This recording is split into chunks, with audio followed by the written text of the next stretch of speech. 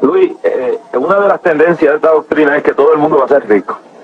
A mí que reviente el diablo donde quiera reventar, pero voy a decir esto. Y lo he dicho ya y lo vuelvo y lo repito.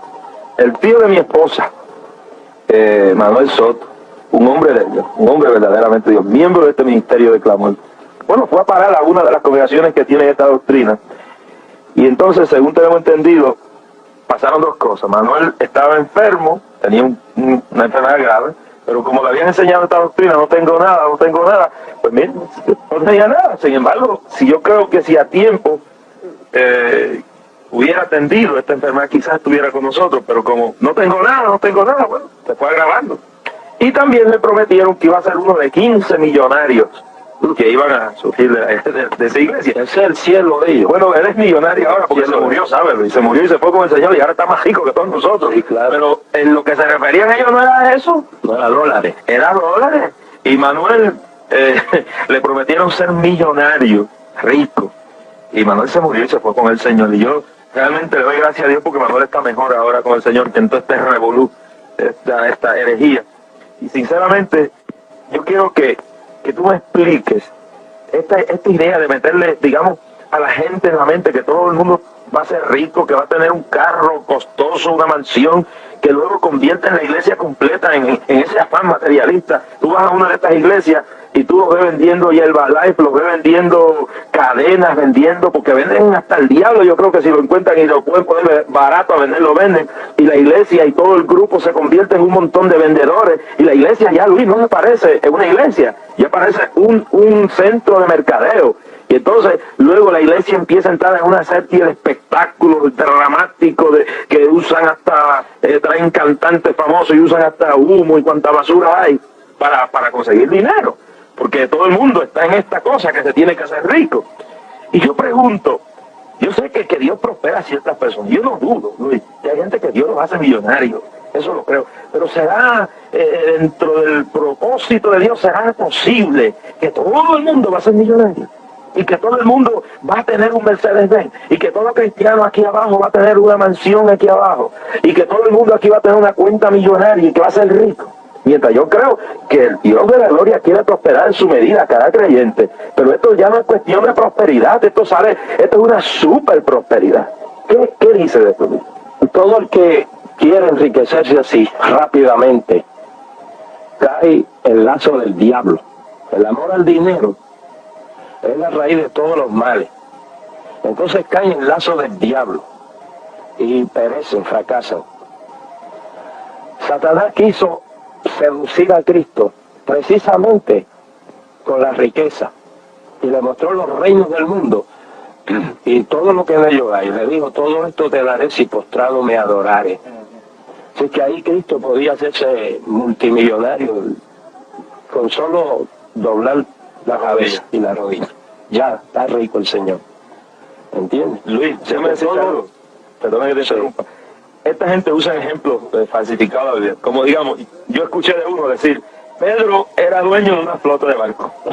que era un magnate de barcos. Tienen una mentalidad de plata, lo que tienen es el signo del dólar en la mente y en el corazón. Ese es su cielo, para eso es que ellos, y entonces cogen el evangelio de trampolín, ¿entiendes?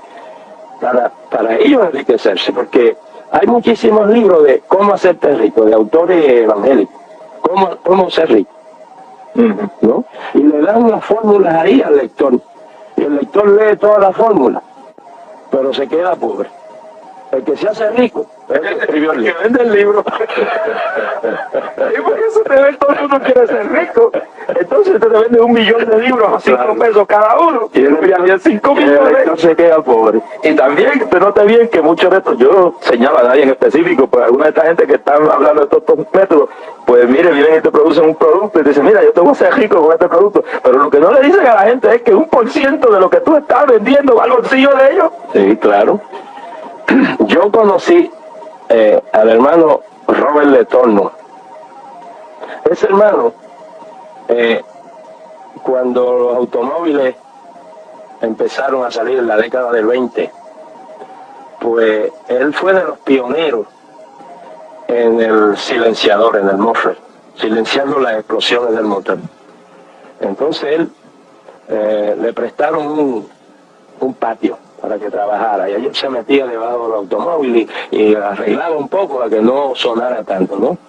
Pero que antes de empezar él le prometió a Dios pagar su diezmo fielmente, ¿no? Pues ahí Dios promete prosperar, pagando los diezmos. Y hay muchos que no pagan, No que pagan nada. No, sino que van a buscar Dios.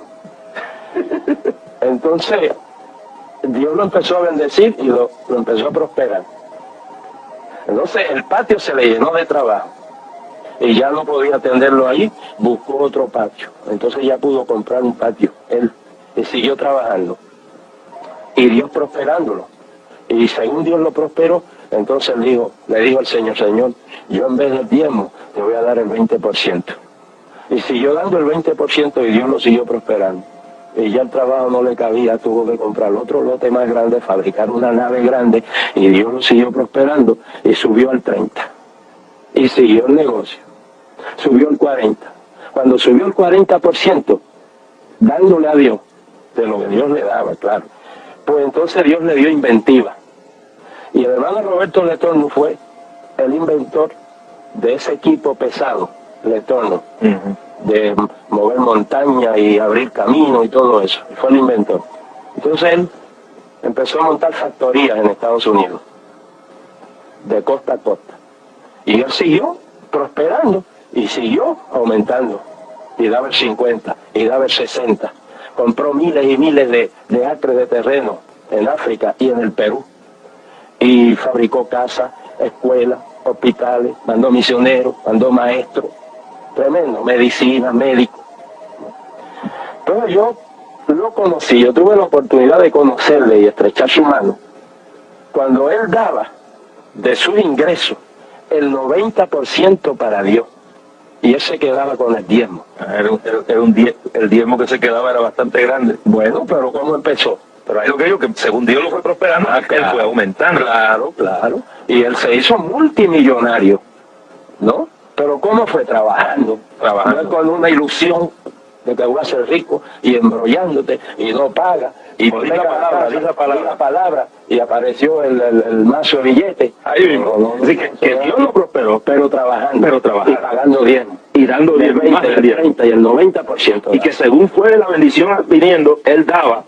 Así que claro que no, pero algunos de estos no, otros no están arruinados. Muchos de estos No tienen trabajo, no tienen nada. Y mojan los altares de lágrimas. Dios mío, si tú me das un trabajito, yo voy a pagar los diezmos. Y Dios le da el trabajo. Y no dan nada. Y no dan nada. Entonces dice, ay, pero esto es mucho, ¿no?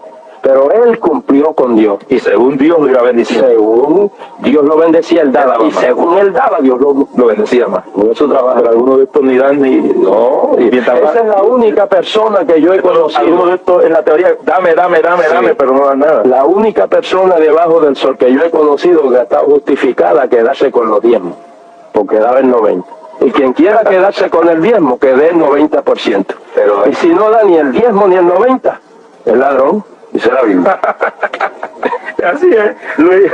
Pero hermano, están escuchando ustedes una versión prolongada hoy de la cadena de clamor a lo largo y lo ancho de Puerto Rico, la República Dominicana y la ciudad de Chicago en el día de hoy. Realmente esto es lindísimo lo que estamos viendo aquí. Sí. Y Luis, yo creo que en esto de la prosperidad, yo no dudo que Dios nos quiere con lo mejor. Ahora, no todo el mundo está preparado para tener un Cadillac, ni para tener un Mercedes. Yo he conocido de gente que mientras no tenía nada más que una chatarrita, eran humildes, que buscaban a Dios, Pero una vez prosperaron con un buen carro y mucho dinero, búscalos donde están y no lo encuentran. Quiere decir que Dios tiene que la soberanía de Dios, la voluntad de Dios tiene que operar en este asunto, porque hay quien tiene capacidad para tener un Mercedes-Benz, una cuenta de carro, una mansión, para prosperar. No todo el mundo es un Literni. Literni tenía la capacidad de nunca olvidarse de Dios. Claro. Pero, ¿qué decía el salmista? No me hagas tan rico que me vaya a olvidar de ti, ni tan pobre que te vaya a maldecir. Y también el Señor Jesucristo dijo, a los pobres siempre los tendréis con vosotros, mas a mí no siempre me tendréis. Así que es mejor ser pobre y tener a Cristo y no querer enriquecerse amando al dinero y perder a Cristo. Y Jabes en Primera de Crónicas, Jabes oró, una oración bellísima. Y Jabes fue más ilustre que sus hermanos, al cual su madre llamó Jabes, diciendo: por cuanto lo di a luz en dolor. Y Jabes significa dolor. E invocó Jabes a Dios, al Dios de Israel, diciendo: oh, si me dieras bendición. Ella no dijo: dame bendición, me tienes que dar bendición, porque yo tengo fe. O me tienes que dar eso, me tiene que dar ese carro, porque ese es el que yo quiero. Y no, hay gente que dice, usted lo oye diciendo: no, yo trato a Dios de tú a tú. Pero si yo te digo, mira, yo tuve una experiencia en estos días, y yo estaba pensando en comprar cierto automóvil, y estuve varios días en oración, y el Señor me habló y me dijo: ese no es el automóvil que yo quiero para ti. Claro, él sabe mejor. Si Él es el que manda. Exacto. Si me dieras bendición y ensancharas mi territorio, y si tu mano estuviera conmigo, y me libraras del mal para que no me dañe. Me libraras del mal para que no me dañe. Si es que él pide bendición, pero no quiere tanta como para que se vaya a dañar. Entonces hoy lo que hay es mucha gente que su foco es, su visión es enriquecerse, hacerse rico en bienes materiales, mientras son pobres espiritualmente. Y a la iglesia, de una de las iglesias de Apocalipsis, Dios le dice: tú dices que eres rica, lo Odisea, pero eres pobre, miserable, cuitado, ¿no? Así es que, y a la iglesia de Esmirna le dice: tú eres pobre, pero eres rico, ¿no? Así que la riqueza que vale no es la material, sino la espiritual y la eterna. ¿No? ¿Y dónde dejaríamos nosotros si todo el mundo va a ser rico? Y quiero decirte, yo creo firmemente en que hay gente como el Bernie, que con una combinación de trabajo, pero no con como dicen, el jíbaro de la montaña, ese guame, ese guiso, de sentarse y decir la palabra y poner un chorro de gente por allá a hacerse a costillas de otro millonario, pues eso es fácil. Pero sí creo que hay gente que por el sudor de su frente, con la gracia de Dios, por cumplir con Dios, Dios lo va a enriquecer, Dios lo va a prosperar. Y no hay nada malo que una persona dentro del centro de voluntad de Dios, Dios le dé todo lo mejor, le dé propiedades, casas, carros, todo eso es bueno. Pero ahí donde caemos el asunto es que se le meta a la gente que un sinónimo de estar bien con Dios es tener un buen carro y una buena casa, y que no tenerlo es un sinónimo de estar mal con Dios. Y esto no es relevante a la palabra. Ese era el concepto que tenían los judíos, que el que tenía plata, Dios estaba con él. Ajá. El pobre, no. Por eso cuando Jesús vino humilde, vino pobre. Ajá. No nació en el cielo. Eso. No vestía No de nació en el palacio de Herodes, ni en el Sanedrín, con los potentados y los grandes. Nació en un pesebre porque no hubo lugar para él, y los animales lo acogieron, ¿no? Entonces los judíos lo menospreciaron. Y Isaías lo previó y dice: menospreciado, despreciado entre los hombres, varón de dolores. Así que Cristo no vino lleno de grandeza y de riqueza, porque la verdadera riqueza no es la del dólar, ni de los diamantes. La verdadera riqueza es tener a Cristo realmente en el corazón. Y yo vi un predicador de estos que habla en los Estados Unidos de este tema, y llegó al Madison Square Garden a predicar. Yo no le critico el que llegue en una limusina, si Dios le da una limusina está bien, pero se veía la diferencia entre lo que es un verdadero siervo de Dios. Cuando se apeó del carro, venía forrado en una piel de esas carísimas. Cuando extendió las manos así, en cada uno de los dedos, estoy hablando de 10 dedos, yo creo que si hubiera tenido 15 dedos, también en cada uno de ellos una sortija de diamantes. 10 sortijas. Si hubiera tenido una, pues yo no se la critico, pero porque eso no es nada. Pero la autenticidad, la vanagloria, la avaricia, 10 dedos y 10 sortijas de diamantes. Y entonces, cuando el tipo predica, dice, porque yo lo he oído en Estados Unidos decir, que si usted tiene dinero y usted no lo quiere, que él lo recoge, porque no le importa que todo el dinero se lo den a él, porque él ama el dinero. Yo amo el dinero, yo quiero dinero, más dinero, decía este predicador, porque Dios quiere que yo tenga todo el dinero que yo pueda tener.